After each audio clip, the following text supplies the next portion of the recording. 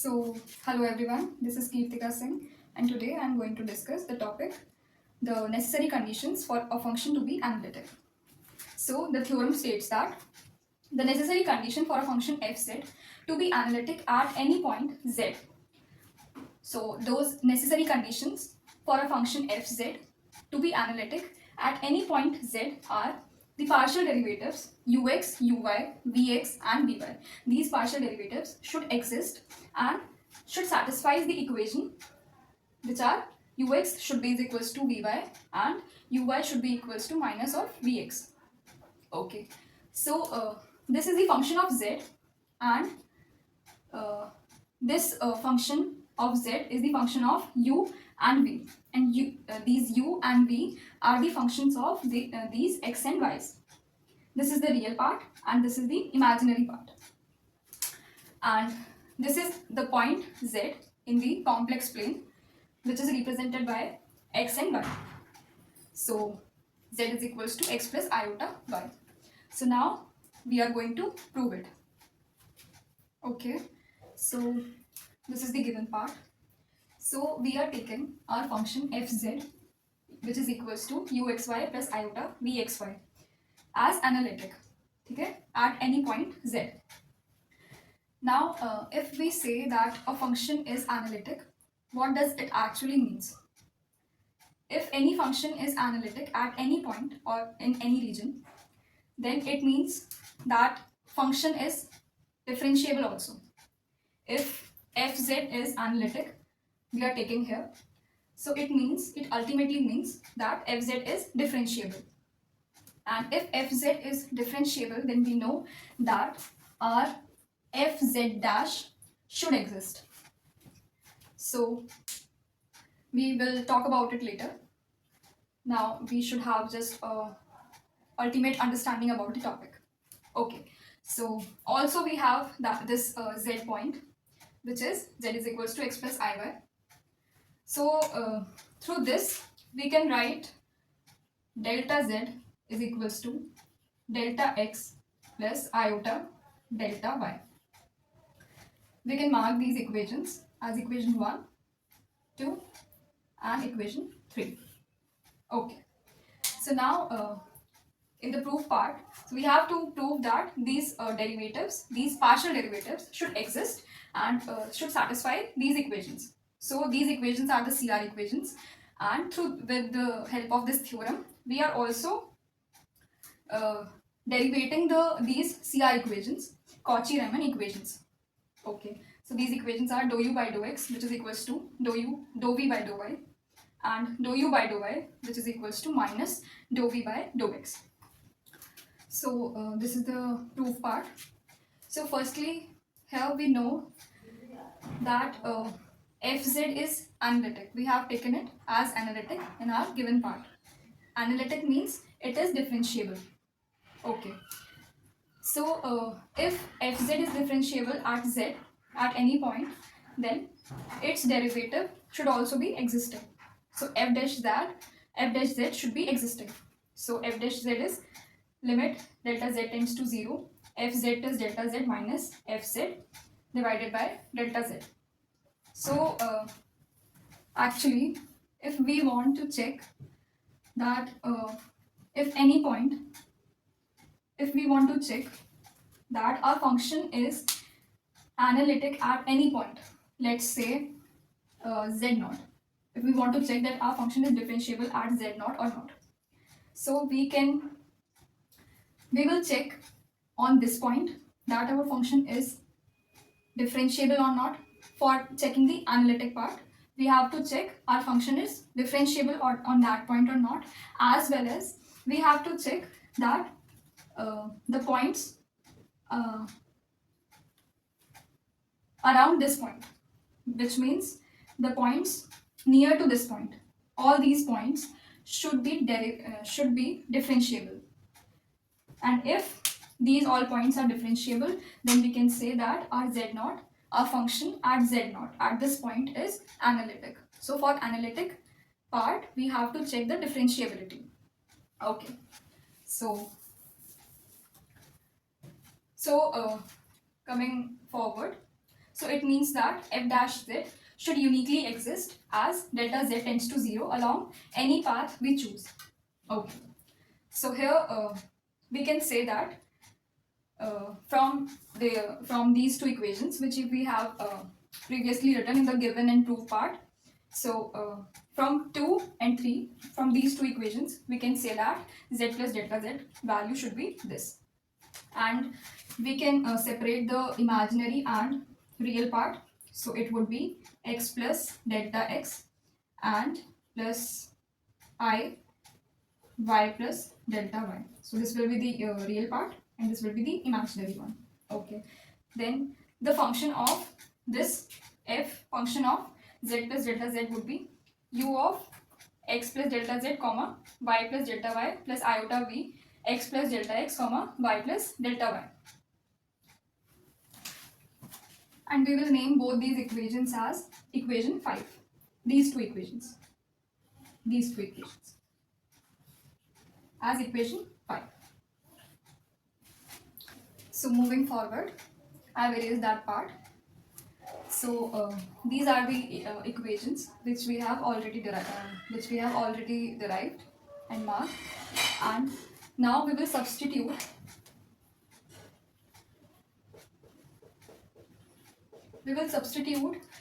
equation 3 and 2 and 5 in equation 4.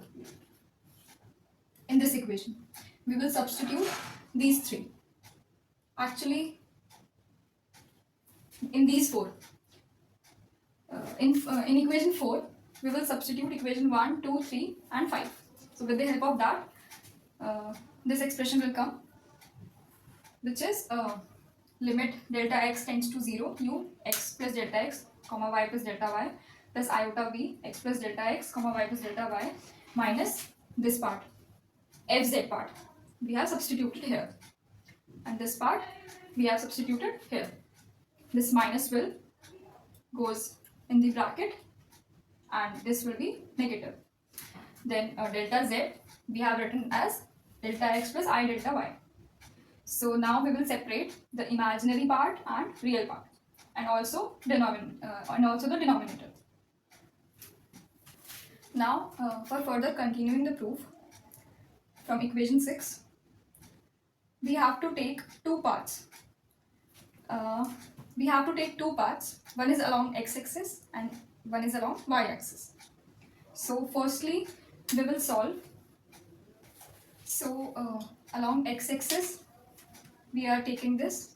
So along x-axis delta z would be whole wave and we will get delta y is equals to 0. We can also draw it. So along x-axis, if we draw any curve, so the y value would be constant at any point. Y is constant. So if y value is constant, then delta y would be 0. We know that delta z is equals to delta x plus I delta y. Delta y's value is 0. So remaining is delta z is equals to delta x. Here delta z is equals to delta x. We know that in previous equation of f dash z we have written that delta z tending to 0. So we can also write by this relation that delta z is tending to 0. So we will replace delta z tending to 0 with delta x tending to 0 in this equation. Previously we have written delta z tending to 0. So we have replaced it. So if we see clearly this part and this part separately, then it will remind us of the derivative of a variable, the derivative of a variable of a single function. So if we see clearly both the parts separately, then we can see that the derivative of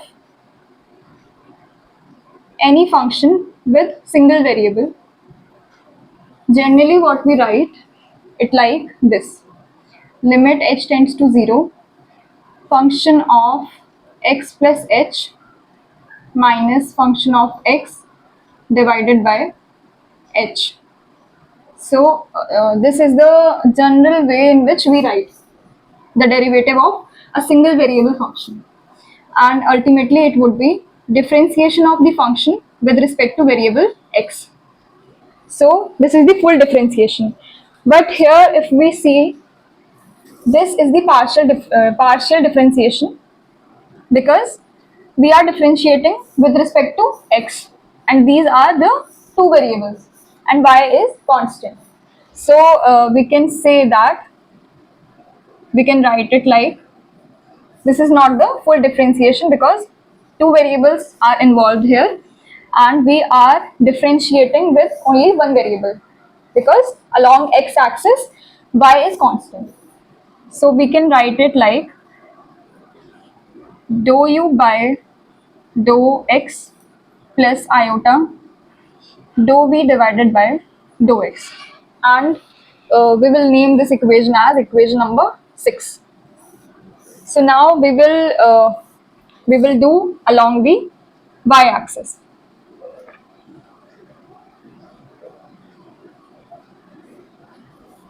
This would be case number 2.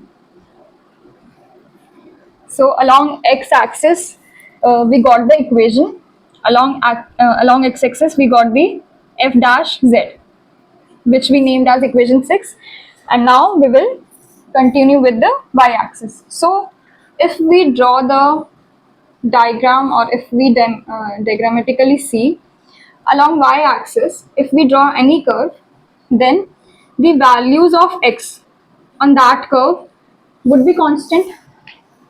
X value is not changing here, so x would be constant. That means change in x is 0. X is not changing, x is constant, so change in x would be 0. So we know that delta z is equals to delta x plus I delta y. Delta x is 0, so delta x can be written as iota delta y. Delta z is tending to 0 in previous equation which we have seen. So we can say that delta y is also tending to 0 when we are talking along y-axis. Okay, so we will replace this and this in equation. So as we replaced uh, delta z tends to 0 with delta y tending to 0 in the previous equation which we have equated for f dash z previously, and we will replace delta x is equals to 0. Okay, so we will get this equation. Here delta x will be 0, delta x will be 0 here also. In denominator also delta x will be 0, and we have already here we have already separated the numerator, separated the denominator part, and also separated the real and imaginary part. This is the real and this is the imaginary part. So now moving further, we can write it like delta limit delta y tends to 0. This I we can take out. So I'm taking it out. So it would be like u of x comma y plus delta y minus u of x comma y divided by delta y minus this I and this I would be cancelled. So it would be v of x comma y plus delta y minus v of x comma y divided by delta y. So these are like this. So now similarly as we have seen along x-axis, so along y-axis also, this function, here we are differentiating with respect to y, but these are the two variables and one of them is constant. X is constant here, along y-axis x is constant. So it would be the partial differentiation. This is the whole differentiation Here, single variable is present, and we are differentiating the function of single variable. So it would be y limit y tending to 0. Uh, no, sorry. So it would be 1 upon I. So actually, so it would be 1 upon I dou u by dou y minus dou v by dou y. Okay. 1 upon I, what we can write instead of 1 upon I, if we rationalize it, we get I upon I square. We know that I square's value is minus 1. So we can write it minus I. So 1 upon I, we can write as minus I. So I'm writing it. Uh, Dou v by dou y minus I dou u by dou y. Actually, we have written it incorrectly.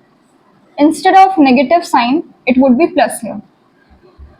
If you have noted the previous equations, then you can find that this is the positive sign here. Between the real and imaginary part, the sign is plus, not minus. So please correct it.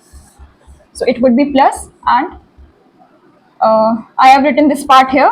This is this part, and instead of 1 upon I have written minus I, which we have calculated. So this is the f dash z which we have got. Then we have choose the path along y axis. So it would be dou v by dou y minus iota dou u by dou x, and we will mark it as equation number 7.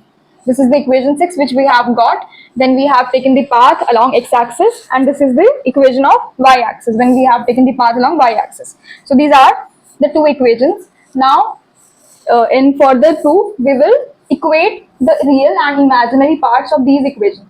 Okay. So till now we have seen that the limit given by limit delta x tends to 0, delta f by delta z uniquely exists. So we have also talked about it earlier in the when we were discussing the given part, and we have also observed it. So now, when we are equating the real and imaginary parts of equation 6 and 7, equation 6 and 7 which we got when we took the two parts, one is along x-axis and one is along y-axis. So when we equate the real parts first, so we will get dou u divided by dou x will be equals to dou v divided by dou y, which we can also write ux equals to vy, and equating the imaginary parts we will get dou v by dou x would be equals to negative of dou u by dou y, uh, which is ultimately vx is equals to negative of uy, or uy is equals to negative of vx. So these two equations are satisfied. So, and these equations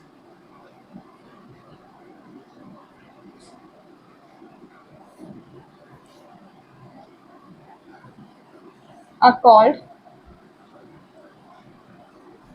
Cauchy-Riemann equation.